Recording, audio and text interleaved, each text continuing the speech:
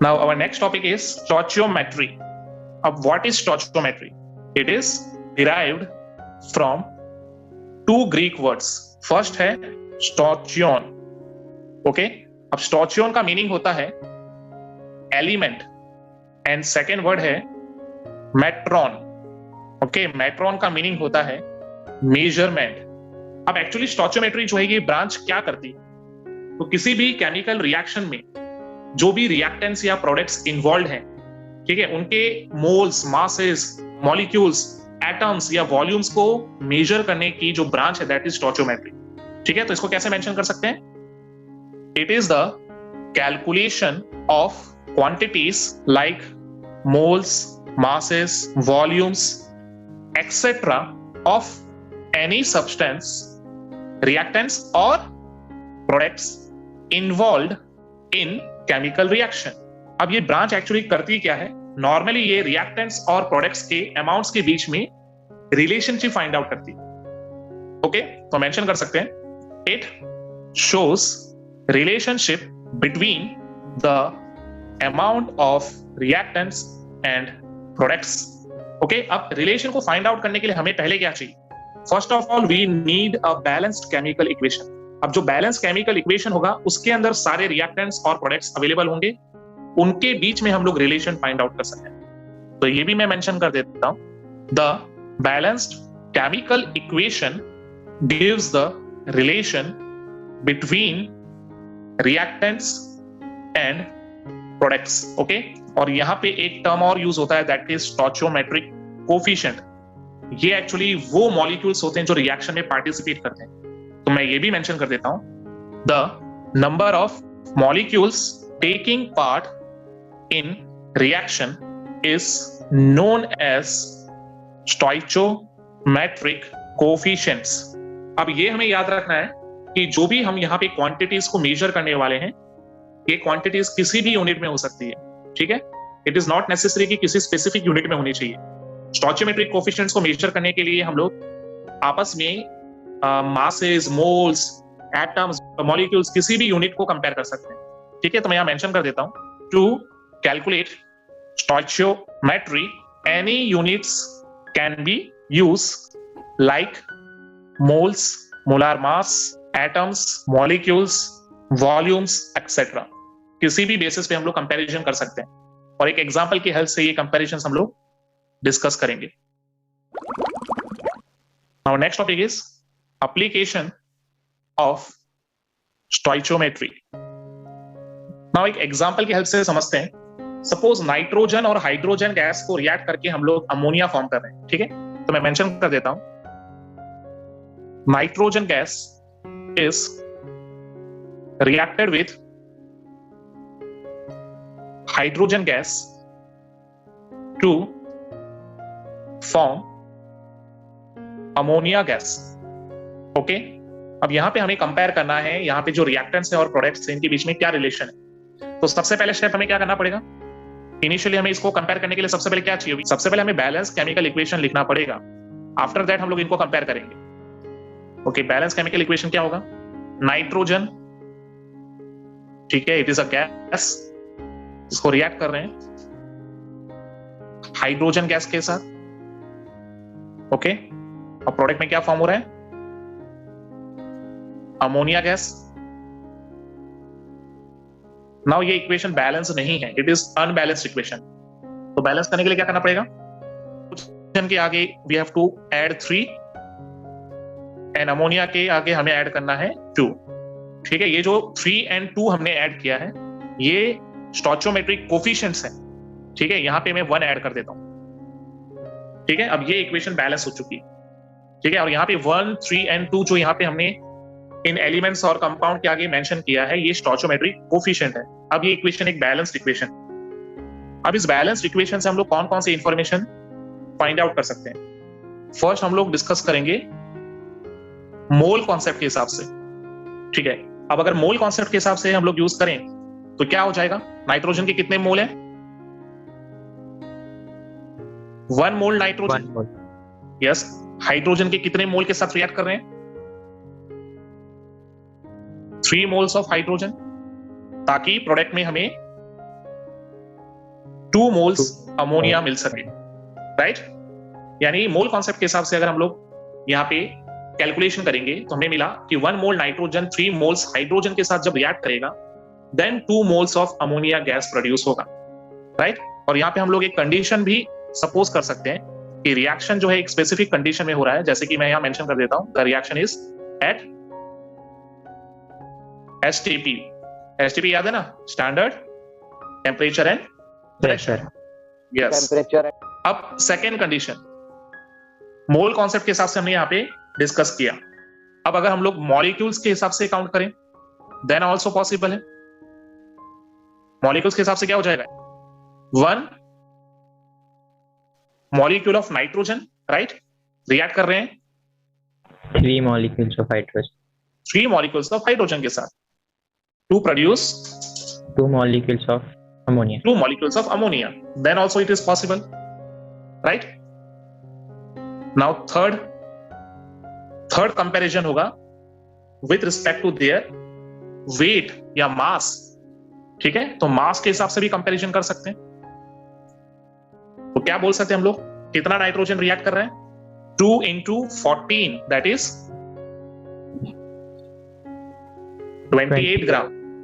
Yes, 28 gram nitrogen react कर रहा है with how many grams of hydrogen?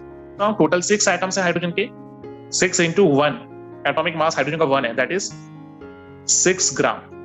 तो इससे प्रोड्यूस कितना होगा, 2 into molecular mass of ammonia is 17, which means 34 gram ammonia produce होगा, करेक्ट?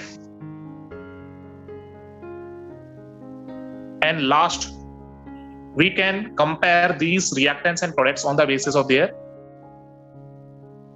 volume, ठीक है? उनके मोलार वॉल्यूम्स के बेसिस पे भी हम लोग इनको कंपेयर कर सकते हैं। तो नाइट्रोजन का 1 मोल है, दैट मींस कितना वॉल्यूम होगा, 1 मोल का वॉल्यूम एट एचटीपी कितना होता है, इट इज 22.4 लीटर। यस, याद आया, 22.4 लीटर।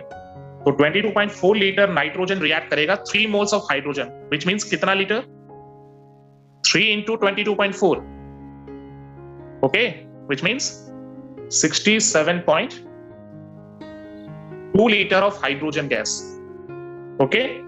और प्रोड्यूस क्या होगा,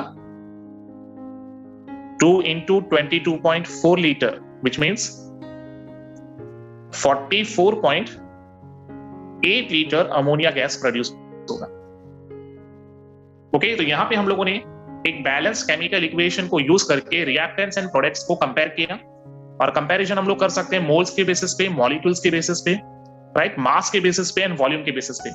हम किसी भी यूनिट से हम कंपैरिजन कर सकते हैं, बट नॉर्मली हमें कंपैरिजन में कौन सा प्रीफर करना चाहिए, वी शुड प्रीफर मोल्स, ठीक है? हमें मोल्स को प्रीफर करना चाहिए।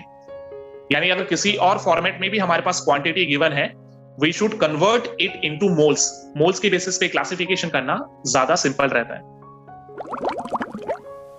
Now our next topic is limiting and excess reagents, okay? यानी किसी भी रिएक्शन में जो हमारे पास रिएक्टेंट्स होते हैं उनमें से कुछ रिएक्टेंट्स लिमिटिंग रिएजेंट्स होते हैं, कुछ एक्सेस रिएजेंट्स होते हैं, तो उन्हें हमें आइडेंटिफाई करना है।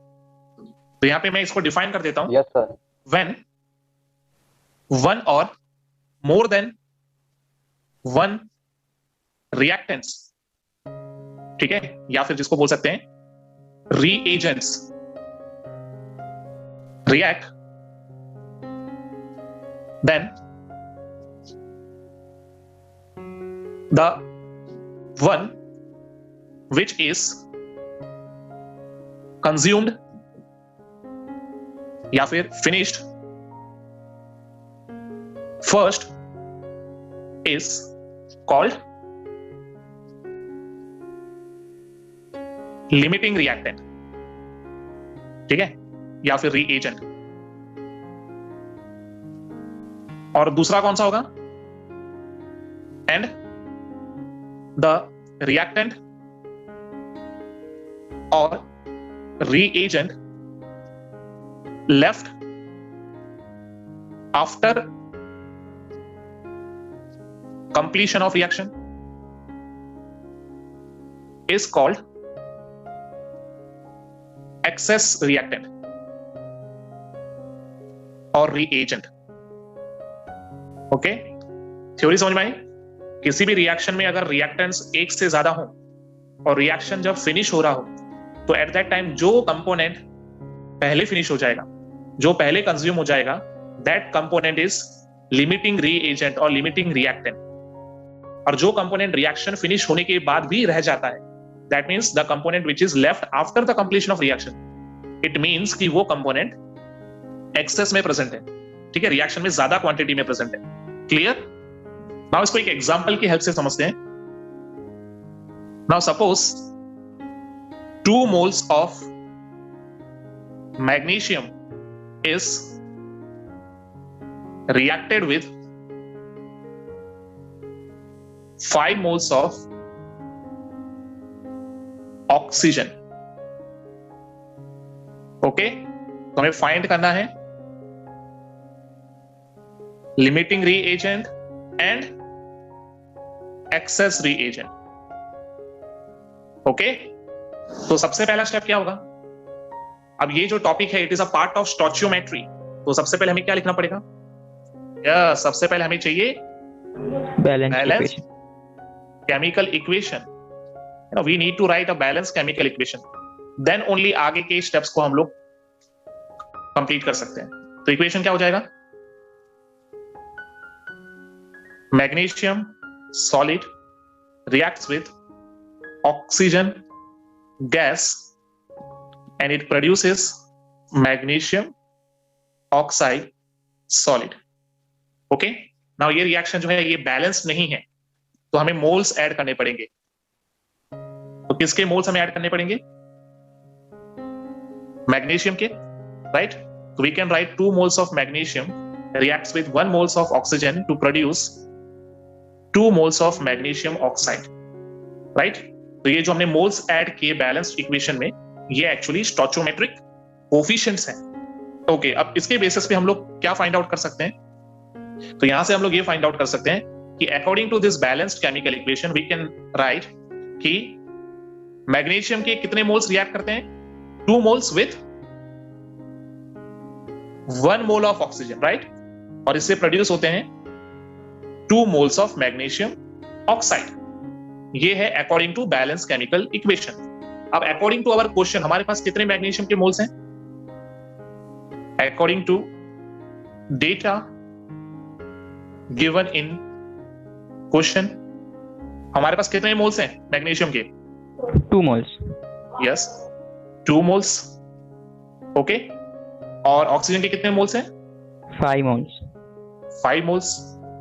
तो सोचो इनमें से लिमिटिंग कौन सा होगा और एक्सेस कौन सा होगा? क्योंकि ऊपर इक्वेशन में हमें पता है कि 2 moles के साथ 1 moles रिएक्ट होते हैं। हम यहां मेंशन कर सकते हैं with 2 moles nitrogen only 1 mole oxygen will react, right? तो कितना ऑक्सीजन बच जाएगा? 4 moles. Yes. So unreacted oxygen is equal to क्या हो जाएगा? 5 minus 1, that is 4 moles. तो इससे ये पता चल गया लिमिटिंग रिएजेंट कौन है और एक्सेस कौन है? सर लिमिटिंग मैग्नीशियम है और एक्सेस ऑक्सीजन। यस, तो यहां से हमें इतना पता चल चुका है कि लिमिटिंग रिएजेंट जो है ये एक्चुअली मैग्नीशियम है, क्योंकि उसके मोल्स कम अवेलेबल हैं, वो पहले फिनिश हो जाएगा। और एक्सेस रिएजेंट जो है इट इज ऑक्सीजन, राइट? क्योंकि उसके 5 moles हैं जिनमें से 1 mole ही रिएक्ट हो रहा है, बाकी 4 moles जो है वो अनरिएक्टेड रहेंगे। दैट मींस ये जो कंपोनेंट है इस रिएक्शन में एक्सेस अमाउंट में प्रेजेंट है। अच्छा, गैस कर सकते हैं मैग्नीशियम ऑक्साइड प्रोडक्ट में कितना बनेगा? 2 moles ही बनेंगे, राइट? उसमें कोई चेंज होने वाला नहीं है, क्योंकि मैग्नीशियम जो है वो 2 moles ऑक्सीजन के 1 mole के साथ रिएक्ट करके मैग्नीशियम ऑक्साइड जो है वो 2 moles ही प्रोड्यूस होगा। और बाकी ये जो 5 moles ऑक्सीजन थे उसमें से 4 moles तो अनरिएक्टेड ही रहने वाले। ठीक है, अगर उनको रिएक्ट करना है तो फिर हमें और मैग्नीशियम ऐड करना पड़ेगा। और next topic is percentage yield. अब परसेंटेज यील्ड कब होता है? जब हम किसी केमिकल रिएक्शन में कैलकुलेट करते हैं कि कितना अमाउंट प्रोडक्ट प्रोड्यूस हुआ, then only we can find out percentage yield. ठीक है, the amount of product obtained experimentally